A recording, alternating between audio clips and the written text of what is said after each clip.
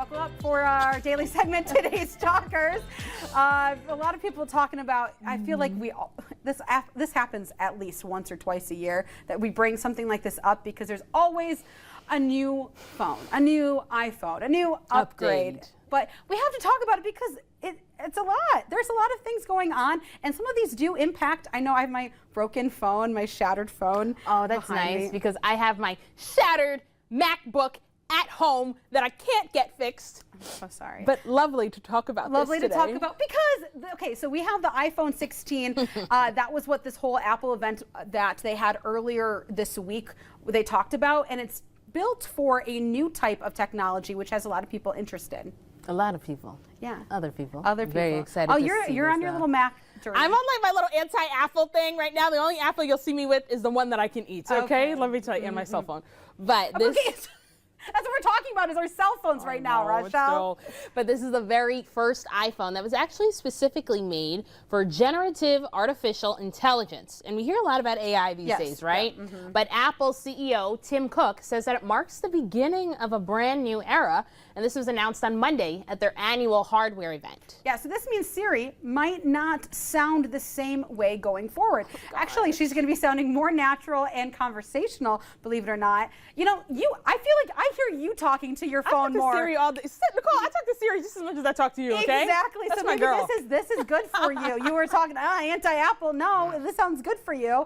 But something else that was talked about were the all-new AirPods and Apple Watch. So the AirPods 4 were described as Apple's most comfortable set yet. I'll be honest, I think I have like the AirPods 1. They are cool, I will say that. But no, they're not, because when those break too, it takes forever to fix. Okay, so I think there's a pattern here. Maybe I got rid of mine, so yeah. I think there's a pattern. Maybe it's the user, not the company.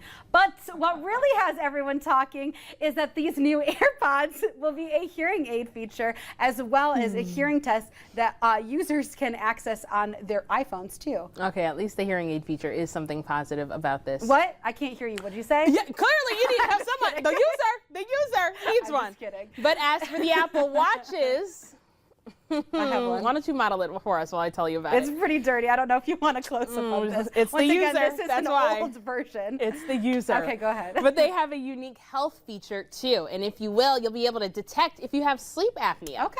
But both the AirPods and Watch are still awaiting approval from these features from the FDA, so not yet. But it is expected that they will be available in more than 150 countries later this month.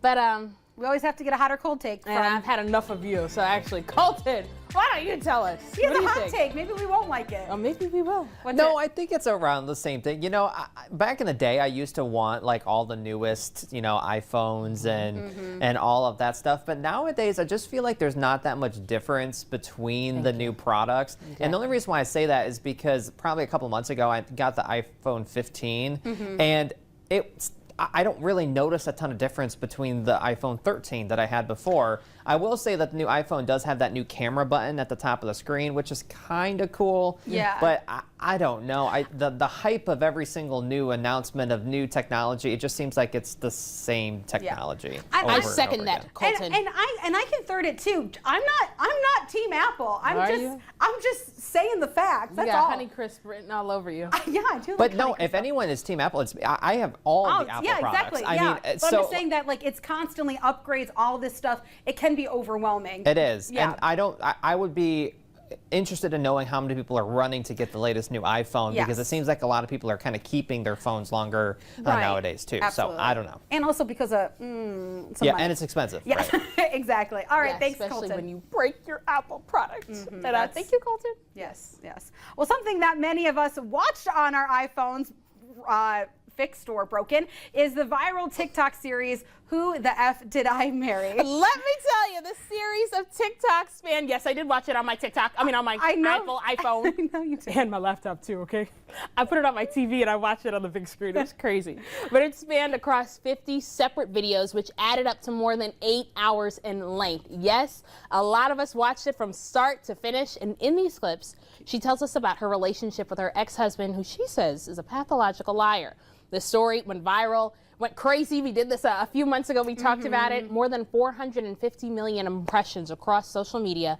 And Risa Tisa earned over 3 million followers in just 2 weeks. Yeah, and it made such an impact that this viral story has become so popular. It's now getting a TV adaptation that has a lot of people talking. And we have Natasha Rothwell going to be taking on the role of Risa, as well as serving as the project's executive producer, which I think is important as well. But this project was brought up and picked up by Disney and ABC, so it'll be interesting to see when we'll see it on the screen. That's right, and these are still the early stages of this adaptation, so we don't know exactly when it will be airing, but when it does, let me tell you, now we can really watch this on the big screen instead of our measly iPhones.